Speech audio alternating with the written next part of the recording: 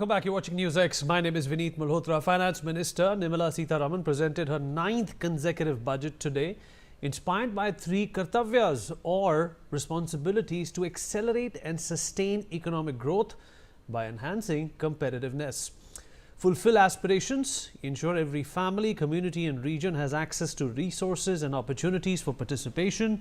Income taxpayers who were expecting tax rebates or standard deduction changes did not get much relief.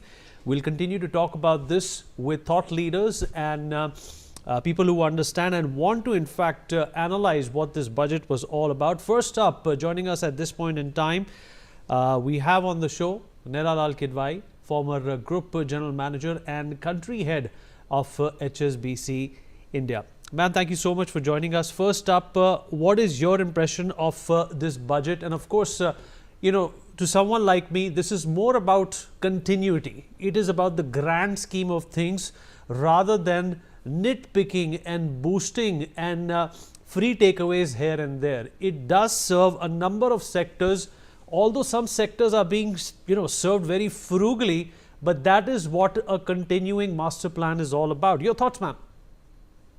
So you're absolutely right. I think why disturb what is working? And the commitment to the fiscal glide path is really noteworthy. India's benefited from credit improvements in terms of our credit ratings. And it is important that we stayed on that glide path. Although that commitment takes us to 4.3 in the next year, it is a 0.1% improvement over the 4.4 that we would apparently see by March, which is what the government's projecting. So to that extent, it's not going to be trying for us, and it also leaves enough scope for growth. And this fiscal commitment has happened even while infrastructure investments, which were already high, the budget for that has gone up, which is again very good to see, because it would have been easy to otherwise slash and cut there. In fact, the government's taken the tougher decision of current expenditure, rationalizing some of the subsidies and programs which they will cut back on with a view to enabling the infrastructure spend to increase. So a good, very balanced budget. And there are some big, broad statements there that set direction in terms of certain industries and focus therein, which have not been mentioned in earlier budgets. And I do believe also the focus on urban infrastructure. But I can come back to this if you would like to hear more. Right. In fact, that was going to be my next question to you as well. The capital expenditure and the increment that we have seen in its outlay is obviously encompassing a number of areas. Obviously, we also have to talk about the markets here. The STT, which is higher now, has not reflected well in the market. But first up, let's elaborate on what this capital expenditure means for the country. A lot of people are expecting that there will be minute investments or minute announcements related to roads, related to pollution, related to the environmental issues that India has been grappling with. But what is supposed to be understood here, ma'am, is that perhaps the capital expenditure would encompass these smaller issues as well. And you're right there. So the overall capex is budgeted to grow 20%. Year on year, when added across the direct budgetary allocation, which is 11.5%, the capex via state programs, which is a 60% year on year, and the additional capex by the PSEs, the public sector enterprises, at 11.5%. So the budgetary outlays for defense and loans to states have seen large increases. And telecom itself, if we remove telecom, the 20% growth falls to 19% growth. So telecom also has a large chunk in there. What I'm particularly struck by, and it's an area I work in sanitation and water, that urban infrastructure has been given a renewed push. The Finance Commission grants to states for the year, next year, include grants for rural and urban local bodies. And each city economic region will get Indian rupees 50 billion over 5 years. 7 new high-speed rail corridors will connect major cities. Large cities will get an incentive of 1 billion Indian rupees if they issue municipal bonds worth more than 10 billion. So for municipalities to begin to fund themselves, the discipline that comes with raising money from the public markets is also very noteworthy. And I'm relieved to see that the allocations for big programs like the Jal Jeevan Mission, where government stays on the path of providing tap water to every home by 2028, builds on the existing successes in that direction.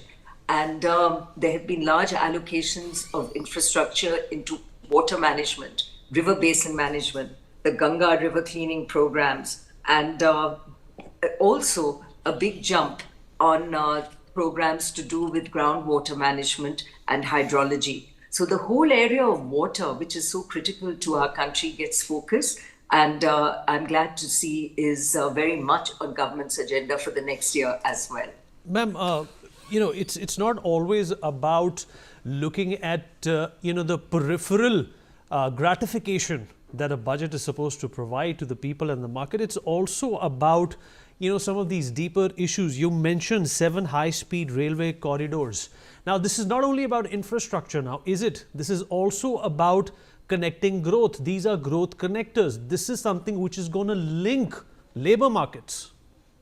You're right. And also decongest cities. I was very struck, for example, in China, how a city outside Shanghai, like Suzhou, which is, a couple of 100 kilometers away, has become like a suburb to Shanghai in that people there and work 5 days of the week in Shanghai.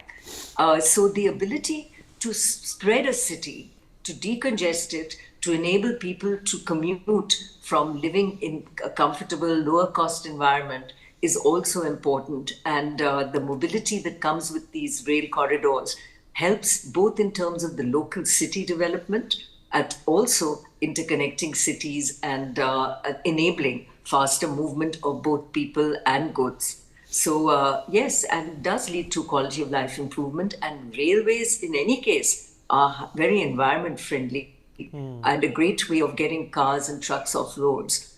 So excellent initiatives, and we can never have enough of it.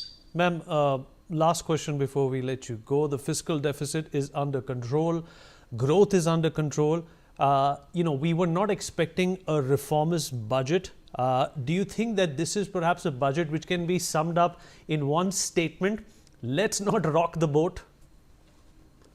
I think let's not rock the boat. It would be an unfair assessment in that it is good that we are not rocking the boat.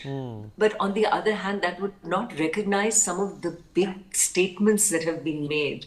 For example, the 6 sectors for focus going forward, which include areas like rare earth minerals, the focus on electronics, nuclear.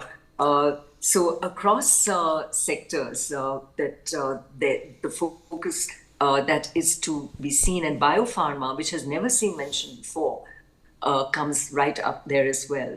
So there are directional statements made which are quite important to recognize. I also believe that the whole area of job creation has got a fair bit of focus. So attention to the healthcare sector, skilling therein, creation of the care economy, tourism, and that has specific programs around the centers and national architectural sites which will be developed. Tourism is a big employment generator. So we will see, again, skilling that will be required and will be provided there. Government's actually talking about guide programs, etc. And also universities and training centers, attention to the creative spaces, astronomy. So it's quite future looking in terms of what should we skill our people for, because we will lose the demographic dividend that we like to believe works in our favor if we can't prepare people for that next generation of industry that is required. And I think that is certainly worthy of mention here and goes and does rock the boat in that it creates a very good plan for the future as well. Ma'am, appreciate you took out the time and spoke to us. Thank you so much for your insights.